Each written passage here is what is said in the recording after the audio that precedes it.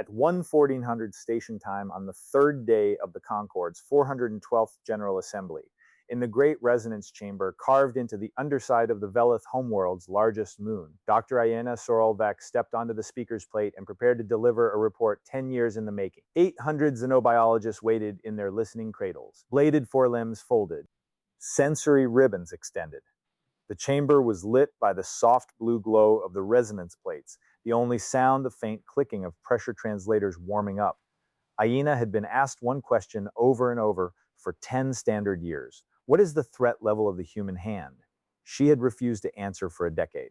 She had refused promotions, refused honors, refused 3 separate summons from the taxonomic authority. She had spent the last 4 years of her life alone on an observation station at the edge of a quarantine zone, watching a species of soft-skinned bipeds do small things with their fingers. And now she had come home to file her report. She raised her left forelimb to the resonance plate. The chamber went still. She clicked 3 words, then she stepped back from the plate. The silence that followed lasted 91 seconds. It is the longest recorded silence in the history of the Velith Concorde Assembly. A junior scribe in the back row later said she could hear the bones of her own exoskeleton settling. When the silence broke, it broke badly. Half the assembly demanded clarification. The other half demanded her arrest. The taxonomic authority moved that same hour to seal the recording in the deepest archive of the Concorde, where it would remain classified for the next 80 years. To this day, the 3 words that Aina Sorolvec spoke into that chamber are considered the founding utterance of the Sorolvec doctrine. The document that ended 400 years of human quarantine, opened the first diplomatic channel between the Concorde and Earth, and changed the way every spacefaring species in the known galaxy thinks about hands. But to understand how a senior Velith Xenobiologist ended up at that podium with 3 words and the silence to back them up, you have to go back to a research creche on the cliffs of Threnkor and a hatchling who could have studied anything she wanted. Picture the Velith homeworld, a planet of acid seas and basalt cliffs, where the air is thin and the wind smells faintly of sulfur. The Velith do not live on the surface. They live carved into the cliffs themselves in vast nested chambers cut from the rock by generations of patient blade work. The research creches are the oldest of these chambers, some of them more than 9,000 years old. The walls are smooth from the passage of bodies. The acoustics are perfect. Aina Sorolvec was hatched into one of these creches in standard year 439 on a cold morning during the planet's longer dark season. She was the 7th egg of the Sorolvec lineage in her generation, and the lineage was a famous one. 12 generations of Clarity medalists, 3 Concorde chairs, 1 member of the Inner Authority. The Sorolvec name carried weight in the academies before Aina had even shed her first carapace. Here is what made Aina different from almost every other xenobiologist you have ever heard of. She was not driven, she was not ambitious. She did not, in the early reports of her instructors, show any particular spark. What she had was patience. Velith hatchlings are typically restless. They click constantly, they move through the creche in fast bursts, they demand new information from their instructors at a rate that exhausts most of the adults assigned to them. Aina did not. She would settle into a corner of the observation hall and watch a single subject for hours. A drifting crystal, a pressure current, a junior instructor pacing. She would not click for updates. She would not demand new material, she would simply watch. Her instructors found this unnerving. The Sorolvec elders found it promising. By the time Aina entered the formal academy at the age of 14 standard cycles, her mentor was a Velith named Vec Corral, the elder, a 6-time Clarity medalist who had personally classified more than 400 species during his career. Vec Corral saw something in Aina that no one else had bothered to name. He told her in the private pressure language of mentor and student that her gift was not observation. It was the refusal to conclude. Most scientists, he said, look at a thing until they understand it. The good ones look at a thing until they understand it well. The great ones look at a thing until they understand it in a way no one else has. But there's a 4th category, Vic Corral said, the rarest, the dangerous one. The scientist who looks at a thing and refuses to stop looking because they suspect that everything everyone else has concluded is wrong. He told her this when she was 19. She remembered it for the rest of her life in standard year 4419 when Aina was 28 cycles old and 3 years into her senior research certification. The Concorde Taxonomic Authority opened a routine reclassification file on the human species. Humans had been cataloged by the Concorde for approximately 400 years. They had been classified almost immediately as Tier 3 curiosities. The classification meant 3 things. First, they were intelligent enough to be interesting. Second, they were not technologically advanced enough to be dangerous. Third, they were not biologically distinctive enough to be useful. The file had been opened, reviewed, and closed, in roughly the same form, 17 times in 4 centuries. The 4419 review was supposed to be the 18th. The taxonomic authority needed a junior xenobiologist to handle the rotation, to fly to the outer observation station, observe humans for 3 years, confirm the existing classification, and file a closing summary. It was the kind of assignment given to promising young researchers who needed a routine credential before being given real work. Ayene's name was on the rotation list. She signed the assignment without hesitation. Vecchiaral, when she told him, did not respond for a long time. Then he clicked a single phrase that translated roughly to "be careful what you find interesting." She filed her first observation log within a month of arriving at the station. The log was 47 pages long. It described in extraordinary detail the movement of human fingers during a single task, a man on a fishing boat off the coast of what humans called Portugal, tying a knot in a wet rope. The taxonomic authority found the log excessive. They told her, in a polite return message, that closing summaries did not require this level of detail. They suggested she focus on threat-relevant behavior. She filed her second log a month later. It was 62 pages long. It described a woman in a city called Mumbai peeling a vegetable. And this is where the trouble started, because Ayena had discovered something about herself in those first months at the station. She had discovered that she liked the watching, not the prestige of the assignment, not the eventual credential, not even the science in the academic sense. She liked the way human hands moved. By the time her 3-year rotation ended, the taxonomic authority sent her the standard closing notification. File your summary, confirm the classification, return to Thren Core. Iena did not file her summary. She did not return to Thren Core. Instead, she applied for an extension. The extension was granted, reluctantly. She was a Sorrel Vec after all, and the lineage carried weight. She applied for a second extension a year later. It was granted with more reluctance. She applied for a third extension a year after that. Vecchiaral the Elder, by then in the last years of his career, sent her a private pressure message that the Concord archives still hold a copy of. The message translates roughly as follows. Ayena, you are studying the soft claw of a species that cannot regrow a limb. The classification has held for 400 years. There's no clarity metal at the end of this path. There's only the slow erosion of a reputation that took 12 generations to build. Come home.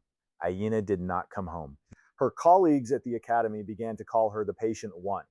It was not a compliment. In Velis scientific culture, the highest virtue is clarity, the production of a clean, defensible conclusion. To be patient is to delay conclusion. To delay conclusion is to fail. The patient one was a Velith who had forgotten what science was for. Others called her hand watcher, which was worse. In the academy slang, a hand watcher was someone who studied trivia, someone who had lost their sense of scale, a scientist who, given a galaxy of crystal life and plasma fauna and the slow languages of gas giants, had chosen instead to watch mammals tie knots. She wore both names without protest. She had also, by this point, begun referring to the human hand by a term that none of her colleagues used. The standard Velith taxonomic term for the human appendage was soft claw, a literal translation of the descriptor used in the original 419 classification. Ayena had stopped using it. She referred to the appendage in her own logs as the instrument. Her colleagues found this affected. The authority found it irregular. Vecchiaral, when he read it in one of her late reports, was said to have clicked a single pressure syllable and then closed the file without comment. For 4 more years, Ayena worked alongside 2 junior researchers who had been assigned to her station as part of a final compromise with the authority. Their names were Telem Yas and Korad Vaithran. They were both younger than she was, both ambitious, both confused by their senior researcher. The 3 of them spent 4 years cataloging human hands in motion. They watched humans build, they watched humans repair, they watched humans fight, comfort, signal, count, lie, cook, sew, write, draw, type, sculpt, dig, plant, heal, kill, hold each other, hold themselves. They filed 14,000 hours of footage. They produced a 1,000-page taxonomy of human grip styles alone: the power grip, the precision grip, the hook grip, the lateral pinch, the diagonal volar grip, the spherical grip, the tip-to-tip opposition that no other species in the known galaxy possessed. The taxonomic authority received the footage and filed it without reviewing it. Telem Yas, the more cautious of the 2 juniors, eventually requested a transfer. She told Ayena in a private conversation that Ayena later transcribed that she could not understand what they were looking for. The hand was a hand. It was soft. It was inefficient. It could not regrow. What more was there to find? Aina did not answer. She thanked Telem for her work and approved the transfer. Korad Vaithran stayed for another 6 months before requesting his own transfer. His reason, according to the authorities' records, was that the senior researcher had stopped giving him assignments. She had simply begun sitting in front of her displays and watching alone for 10 and 12 hours at a stretch. Korad's request was also approved. Then, in year 6 of her posting, disaster struck. The Taxonomic Authority issued a formal warning. Aina Sorovec had produced no conclusions, no threat assessment, no closing summary, no useful taxonomy, no recommendation for reclassification. She had consumed 11% of the annual Outer Rim research budget. She had alienated 2 junior researchers. She had not returned to Threncor in 9 years. The warning gave her 90 days to file a closing summary or face recall. A lesser scientist would have filed something, anything. A standard threat assessment, padded with the 14,000 hours of footage, would have satisfied the authority and ended the matter. Her career would have survived, her name would have survived. Aina did the opposite. She filed a request for a deeper post. She asked the authority to move her station from the outer ring to the inner edge of the quarantine zone. She asked for a smaller staff. She asked for more bandwidth. She asked, in effect, to disappear further. The request was so audacious that the authority did not know how to respond. They convened a committee. The committee took 4 months to issue a ruling. The ruling, when it came, was a single sentence. Granted, with no further extensions to follow. From year 7 of her posting onward, Aina Sorovec operated alone. The new station was a small pressure shell in geosynchronous orbit above a quiet region of the human planet's eastern hemisphere. It was the closest a Velith observation post had ever been placed to the surface of a quarantined world. The station was the size of a single Chrétien chamber. It contained 1 Velith, 1 chair, 6 display walls, and an external instrument suite capable of resolving objects on the planet's surface down to the width of a human fingernail. Picture it on a map. A small silver shell alone drifting in a slow circle above a planet of 7 billion mammals. Inside, 1 6-limbed scientist with a faded clarity medal in a drawer she no longer opened watching. By this point, Aina had stopped filing monthly reports. The authority noticed and then stopped noticing. She had become, in the language of the Concord bureaucracy, a quiet posting, a researcher whose continued existence was a line item that no one wanted to discuss. She had also developed a habit that no Velith scientist had ever previously recorded. She would select a single human in a single small task and watch them for hours, not for behavioral analysis, not for grip taxonomy, just to watch. She watched a man in a city called Hanoi shave another man's face with a folding razor for 43 minutes. The grip changed 7 times, the pressure adjusted constantly. The hand of the barber never once cut the skin of the customer, despite the blade being sharp enough to do so with the lightest touch. She watched a woman in a small village in what the humans called Peru weave a length of cloth on a hand loom for 6 hours. The fingers moved in patterns so complex that Aina's analysis software flagged the footage as corrupted. She watched a child in a refugee camp in what the humans called Jordan fold a piece of paper into the shape of a bird. The child was perhaps 4 standard cycles old. The bird took 11 folds. The child's hands were small, soft, and absolutely certain that was who Aina had become. A scientist who had forgotten how to conclude, sitting alone in a silver shell watching mammals fold paper. And then in year 9 of her posting, she captured the recording. It was the 11th of a month the humans called March. The sun on the planet's eastern hemisphere was rising. Aina's instruments had been tracking a small settlement in a rural area for approximately 3 days. Drawn there by the unusual concentration of children, the settlement was a school and the children were arriving for their morning lessons. One of the children, a small one of perhaps 6 standard cycles, had walked off the path and into a strip of long grass beside the school's outer wall. Aina's instruments followed in the grass. The child had found a small wounded animal. It was a creature the Concord taxonomy called a terrestrial canid juvenile, a young dog. The animal had been hit by something, perhaps a vehicle, perhaps a larger predator. Its hind leg was broken. The bone was visible. The animal was panicking, snapping at the air, bleeding into the grass. The child knelt down beside it. What followed was 47 seconds of footage that Aina would, over the course of the next 10 months, watch approximately 4,000 times.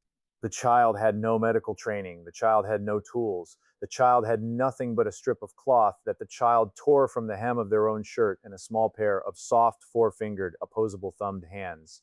The child wrapped the cloth around the animal's broken leg. The child tied a knot. It was not a knot any Velith engineer would have recognized. It was not a knot the child had been taught. It was a knot the child had invented on the spot with no instruction, no specialization, no precision tools, in approximately 3 seconds. Then the child did the thing that broke Aina. The child adjusted the knot, not once, twice. The first adjustment loosened it slightly because the animal had flinched and the child had felt through the soft pads of their fingers in real time, without measurement, that the cloth had pulled too tight against the bone. The second adjustment tightened it again by a fraction because the child had seen that the wrap was slipping. Then the child stood up, picked up the animal in both arms, and walked toward the school building, calling for an adult in a voice Aina's translators rendered as the human word for help. The footage ended. Aina sat in front of her display for a long time. She had spent 9 years cataloging human hands. She had watched 14,000 hours of footage. She had built the most detailed taxonomy of a single appendage in the history of the Concorde. She had alienated her colleagues, exhausted her mentor, and burned the reputation of a lineage that had taken 12 generations to build. And in 47 seconds, a 6-cycle-old human child had shown her the thing she had been looking for the entire time. She watched the recording a second time, then a third, then a fourth. She did not eat for 2 days. On the third day, she began writing her report. The report took 10 months to write. It was not long. It was, in fact, shorter than any of her observation logs. The first draft was 11 pages. The second draft was 6. The third draft was 2. The final draft was a single page, and on that page, in the formal pressure script of the Concorde Assembly, were 3 words. She did not file the report through the standard channels. She had decided somewhere between the second draft and the third that the report would be delivered in person before the full assembly, and not before. She had decided that the 3 words would either be spoken in the resonance chamber or they would not be spoken at all. In month 11 of year 10, the taxonomic authority summoned her home. They had run out of patience. They had run out of extensions. They had also, in the years she had been away, watched her become something that the authority did not know how to classify. A senior researcher with no conclusions, a clarity medalist with no clarity, a Sorel Vec who had refused to come home for 10 years. They offered her in the summons 3 things. First, a senior chair at the Concorde's most prestigious academy. Second, the directorship of her own institute with funding for 30 researchers. Third, the formal restoration of her clarity medal standing, which had been quietly suspended 4 years earlier. In exchange, she was asked to do one simple thing. She was asked to file a standard threat assessment confirming the existing classification of humans as Tier 3 curiosities. Aina read the offer twice. Then she sent her response. It was a single sentence. I will file my report in person before the full assembly, or I will not file it at all. The authority debated for 9 days. Then they agreed. They had no choice. She had become too senior, too respected, too patient to dismiss. Her work had not produced a conclusion, but it had produced something worse, a silence that the Academy had learned to take seriously. They scheduled her for the third day of the 412th General Assembly. She traveled home in a small Concorde shuttle. She did not speak to the pilot during the journey. She had brought one item with her, in a small case strapped to her thorax. The case contained a single data crystal. On the crystal were 47 seconds of footage. She did not show the footage to anyone. The recording of what happened in the resonance chamber on the third day of the 412th Assembly is, as has been noted, sealed in the deepest archive of the Velith Concorde. It was sealed within the same hour it was made by emergency motion of the Taxonomic Authority, and it remained sealed for 80 standard years. The chamber was full, 800 xenobiologists, 22 members of the Inner Authority, 3 observers from the Galactic Taxonomic Council, Vec Corral, the Elder. By then very old, in a listening cradle in the front row, Aina walked to the speaker's plate. She did not introduce herself. She did not summarize her 10 years of work. She did not, as was customary, thank the authority for the opportunity to file her report. She raised her left forelimb to the resonance plate. She clicked 3 words. Then she stepped back. The silence that followed lasted 91 seconds. The recording of the silence has been studied almost as much as the recording of the words themselves. In the silence, you can hear several things. You can hear the soft hum of the resonance plates. You can hear, very faintly, the sound of Vec Corral, the Elder, shifting in his cradle. You can hear, near the end of the 91 seconds, a single junior scribe in the back row click a half syllable that translates roughly as the Velith word for "oh." The silence broke when the Taxonomic Authority's senior representative rose to demand clarification. Aina did not clarify. She was asked the question 3 more times. She refused 3 times to elaborate. Within the hour, the recording was sealed. Within the day, Aina Sorelvek was placed under what the Concord called scientific quarantine, a polite form of house arrest in which a researcher whose work was considered too unstable for general release was confined to her lineage's home compound and forbidden from publishing further conclusions. She accepted the quarantine without protest. She spent the remaining 43 years of her life in the Sorelvek compound on Threnkor. She did not write a memoir. She did not give interviews. She refused all requests to clarify the three words. She did, in the last decade of her life, accept visits from a small number of younger xenobiologists who would sit with her in the compound's outer garden and ask her about the human hand. She would talk about the hand for hours in the same patient, observational tone she had used in her early logs. She would describe the 7 grip styles. She would describe the way the soft pads of the fingers transmitted information about pressure and texture in real time. She would describe the knot that the child had tied in the grass beside the.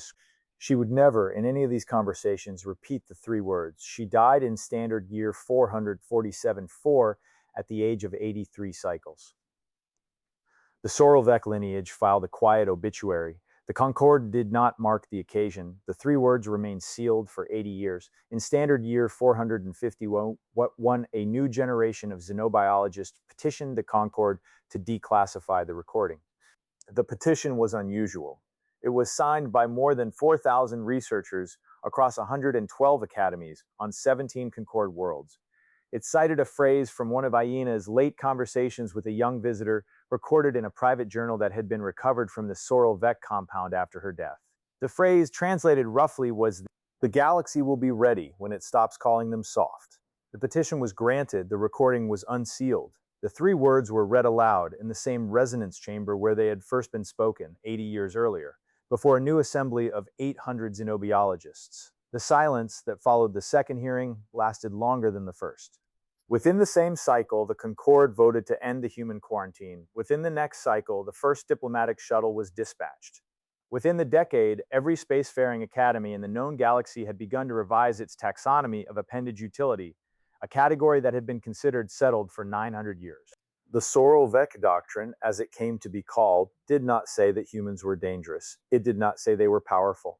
It did not say they were advanced. It said something stranger and harder to defend and harder still to forget. It said that the human hand was a generalist in a galaxy of specialists. It said that every other spacefaring species had evolved appendages that were excellent at one thing: the velith blade, the threlic pincer, the Yoran suction pad, the calorin photofilament, each one a masterpiece of evolutionary specialization, each one capable of extraordinary precision in its narrow domain, each one useless outside that domain. The human hand was excellent at nothing. It could not cut as well as the velith blade, it could not grip as well as the threlic pincer, it could not adhere as well as the Yoran pad, it could not sense light as well as the calorin filament. It could, however, do all of those things badly in sequence, in any combination, in real time, without instruction, without specialization, without precision tools. It could, in other words, invent, the doctrine concluded, and this was the part that the Concorde had refused to publish for 80 years, that a species whose primary appendage was an instrument of constant improvisation would, given sufficient time and pressure, become the most adaptable spacefaring civilization in the known galaxy. Not the strongest, not the smartest, not the fastest, the most adaptable. And in a universe where adaptability is the only trait that scales, that was the conclusion that no xenobiologist had been willing to file, except one. So where does that leave us? The honest answer is that the galaxy is still arguing about what Aina Sorelvek actually saw in those 47 seconds of footage. There are broadly 3 possibilities, and each one is harder to dismiss than the last. The first is that Aina saw a single child solving a single problem, and that her 10 years of patience had simply broken her, that she extrapolated from one knot tied in a strip of cloth an entire civilizational trajectory. That the 3 words were the conclusion of a mind that had spent too long alone in a silver shell above a planet of mammals. The second is that Aina saw exactly what she said she saw, and that the Concorde understood it, and that the 80 years of secrecy were not a delay but a preparation. That the authority sealed the recording because it knew the galaxy was not ready to hear that the species it had filed under Tier 3 was, in fact, the only species in the known universe whose primary tool was creativity itself. The third possibility is the one that the younger xenobiologists, the ones who have studied the recording most carefully, tend to favor. The third possibility is that the three words were not a scientific conclusion at all, that they were something quieter and older and harder to classify, that Aina Sorolvec, after 10 years of watching, had stopped being a scientist somewhere around the moment the child adjusted the knot the second time, that the three words she filed before the full assembly were not a taxonomic statement. They were a confession. The 47 seconds of footage, which were declassified along with the recording in 450.01, are now studied in every Xenobiology Academy in the Concord. Most students watch the recording once and find it unremarkable. A child wraps a bandage, a child ties a knot, a child adjusts the knot, a child picks up the animal and walks toward help. The students who become great xenobiologists are the ones who watch the recording a second time, and the ones who become Soral Vec, in the old sense of the name, are the ones who watch it 1,000. Every spacefaring academy in the known galaxy now keeps a model of a human hand on display in its central hall. The model is full-sized. It is rendered in soft material, with the four fingers, the opposable thumb, the small pads at the tips, the faint lines across the palm. It is not labeled with a warning. It is not labeled with a classification. It is labeled on every academy in every Concord world with the same single sentence in the formal pressure script of the assembly. Observe carefully. Aina Sorolvec was hatched into a lineage that had produced 12 generations of clarity medalists. She could have studied anything she wanted. She could have classified crystal life. She could have decoded the slow languages of gas giants. She could have spent her life in the high academies of Threnkor, adding her name to a wall of names that already stretched the length of 3 chambers. Instead, she spent 10 years alone in a silver shell, watching mammals tie knots. She filed 3 words and changed the galaxy. Nearly a century later, people are still arguing about what she meant. Students still petition for the recording. Academies still display the hand. And the 3 words, declassified public, repeated in every introductory xenobiology course on every Concord world, still produce in the audiences that hear them for the first time a silence that the instructors have learned to leave unbroken. The 3 words were these: they will surpass. That was the conclusion. That was the report. That was the 10 years of patience, the 4 years of solitude, the 47 seconds of footage, the knot in the grass, the child's small certain hands. 2 of those words were already in the standard Concord taxonomy. They was the formal pronoun for a classified species under review. Surpass was a term used in evolutionary biology to describe a civilization that had exceeded the developmental ceiling of its observers. The third word, the one that broke the chamber, the one that the authorities sealed for 80 years, the one that no xenobiologist had ever filed in a closing summary in the entire history of the Velith Concord, was the smallest of the 3 will. Not may, not might, not could, given time and pressure and the right conditions, will. She had watched a child tie a knot, she had watched the child adjust the knot, and she had filed in front of 800 of the most rigorous scientists in the known galaxy, the one word that no Velith was ever supposed to use about a tier 3 species. She had filed certainty. That is Aina Sorolvec. That is the patient one. That is the hand watcher who refused to come home. If this story kept you watching until the end, hit subscribe. I cover the strangest scientific reports in galactic history every week. And if you ever find yourself in an academy on a Concord world, walk to the central hall, look at the model, read the sentence beneath it, then watch your own hands for a while. See what they do when you're not looking.